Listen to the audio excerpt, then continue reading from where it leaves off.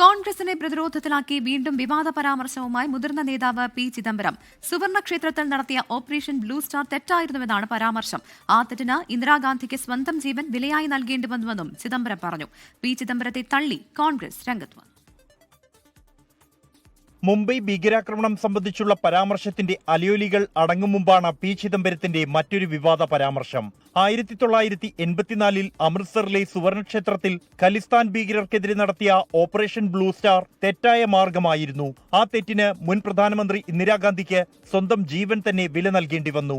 There was a way to retrieve and capture all the militants, but the Blue Star was the wrong way.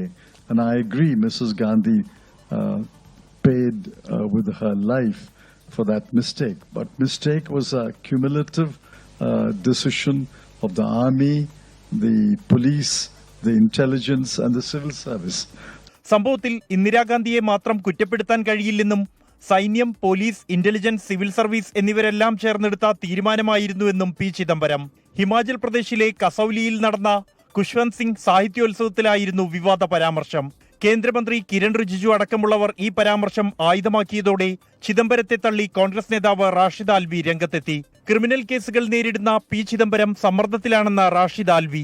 50 साल के बाद चिदम्बरम साहब की क्या मजबूरी है कि वो एक एक करके कांग्रेस के ऊपर हमले कर रहे हैं. चिदम्बरम साहब के एक बार फिर कांग्रेस पे हमला करने से बहुत सारे शक और शुबहात पैदा हो रहे हैं. उनके खिलाफ क्रिमिनल केसेस गालिबन पेंडिंग है अभी तक.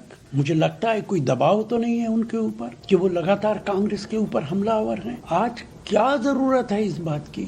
ചിദംബരത്തിന്റെ പരാമർശത്തിൽ ഹൈക്കമാൻഡ് മുതൽ സാധാരണ പ്രവർത്തകർ വരെ അസ്വസ്ഥരാണെന്നും പാർട്ടിയെ നാണം കെടുത്തുന്ന പ്രസ്താവനകൾ ആവർത്തിച്ചു നടത്തുന്നത് ശരിയല്ലെന്നും റാഷിദ് ആൽവി പറഞ്ഞു.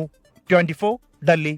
ലോകത്തെവിടെയായാലും ഏത് സമയത്തും 24 വാർത്തകളും ഓഗ്മെന്റഡ് റിയാലിറ്റി പാക്കേജുകളും എക്സ്പ്ലെയിനറുകളും വിശദമായി കാണാൻ ഞങ്ങളുടെ യൂട്യൂബ് ചാനൽ നിങ്ങൾക്ക് സബ്സ്ക്രൈബ് ചെയ്യാം.